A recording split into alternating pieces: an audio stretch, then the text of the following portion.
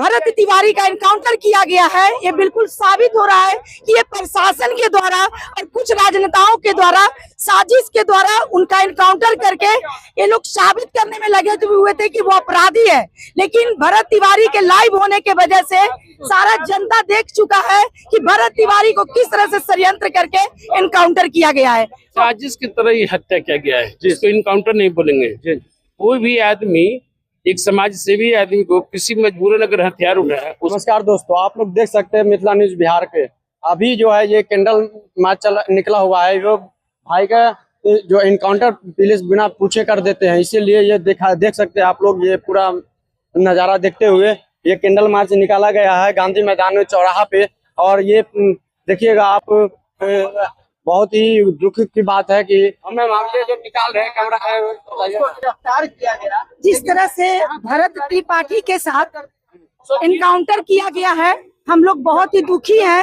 और मुझे लगता है कि एक ऐसा युवा जो कहीं न कहीं अपने गांव वाले के लिए एक मिसाल कायम करने निकला था और कहीं न कहीं गांव वाले के तकलीफों से वो प्रेम करता था, आज गांव वाले के लिए वो आवाज उठा रहा था। कहीं न कहीं साजिश और षड्यंत्र के द्वारा जिस तरह से भरत तिवारी का एनकाउंटर किया गया है, ये बिल्कुल साबित हो रहा है कि ये प्रशासन के द्वारा और कुछ राजनेताओं के द्वारा साजिश के द्वारा उनका एनकाउंटर करके ये लोग साबित करने में लगे हुए थे कि वो अपराधी है।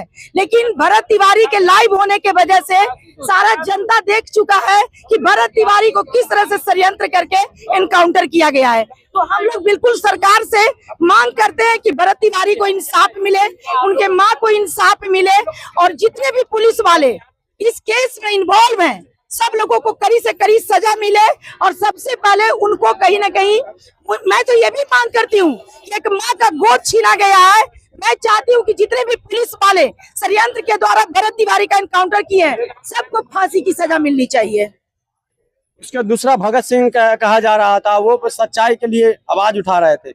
अब ये जो ऐसे जो बार बार इनकाउंटर कर देगा तो कोई दूसरा भगत सिंह लग रहा है आपको पैदा लेकर? देखिए, भगत सिंह ने देश की आजादी में अपना काम किए और ये जो युवक भरत तिवारी थे, ये अपने ग्रामीण वासी के लिए और सत्य के लिए आवाज उठाए थे।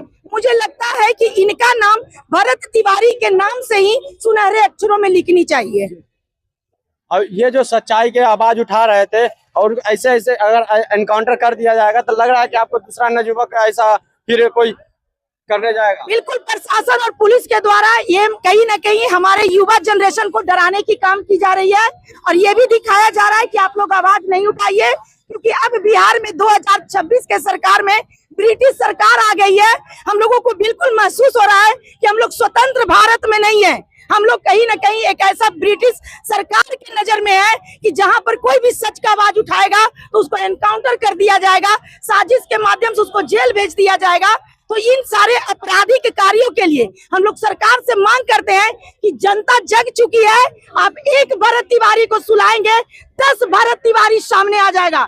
इसीलिए बिहार के जनता के साथ उचित इंसाफ कीजिए और जो हमारे आने वाले जनरेशन है उनको रोजगार और शिक्षा में उनको आगे लेकर जाइए। अंकल जी, आप इस पे क्या कहना चाहेंगे? ये जो बार बार ऐसे एनकाउंटर हो रहा है, इस साजिश की तरह ही हत्या किया गया है, जिसको इनकाउंटर नहीं बोलेंगे। कोई भी आदमी, एक समाज सेवी आदमी को किसी मजबूरन अगर हथियार उठाया, उसके बाद तो सारा का सारा दोस्त मतलब सरेंडर कर गया है, अपना हथियार फेंक दिया, तो आपके भारत के संविधान में कोई भी ऐसा कानून नहीं है कि जो सरेंडर करके हथियार पे उसको फिर गोली मार दो। आप इस पे क्या कहना चाहेंगे? जो हमारे होटल में ऐसा कांड हो रहा है, बेटी के साथ यहाँ पे ही वती हो गया था, उसको उस सब का एनकाउंटर नहीं हो रहा है। जो हमारे सच्चाई के लिए नवयुवक को ऐसा नीट छात्रा के जो दोषी है वो आज खुलेआम घूम रहा है, उसको इनकाउंटर नहीं कर रहा है। अगर उसको इनकाउंटर करता तो उसके बाद जो बेगूसराय की लड़की के साथ जो अपने पिता के सामने उसको जो खींच के लेके जा रहा था, तो प्रवृत्ति उसका नहीं होता। इसी कारगिल चौक पर 2 लड़की जा रही थी, उसमें एक लड़की को लेकर के भाग रहा था। अगर उसके दोषी को अगर तुम काउंटर करो तो कम से कम बेटी बचाओ बेटी पढ़ाओ का जो नारा देता है लोग, ये सत्य साबित होता है। लेकिन हत्यारे घूम रहे हैं, उसको नहीं मारो। और समाज से भी अगर उससे आवाज उठाए, सही मांग करे जनता की सेवा के लिए, तो उसको गोली मार दो, हत्या कर दो। ये भी देखने को मिलता है, बेटी बचाओ का सरकार गुहार लगाते हैं और एक बेटी को भेज देते हैं उस जिला से उस जिला एग्जाम देने के लिए।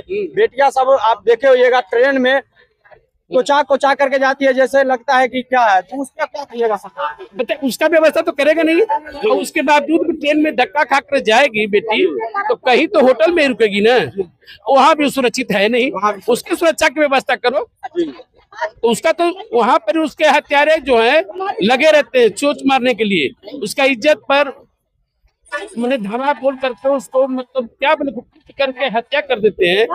बच्चे को अपने पिता के सामने लेके भागता, कोई कहते हैं या बाप ना ले जाएगा, भाई ले जाएगा उसको परीक्षा देने के लिए, उसके सामने इस तरह का काम करता, उसको हत्या नहीं करेगा, इस समाज से हत्या कर देगा। सवाल का इनकाउंटर किए, जैसे सवाल ये भी बन रहा है कि एक बेटी के साथ अपना बाप के साथ बेटी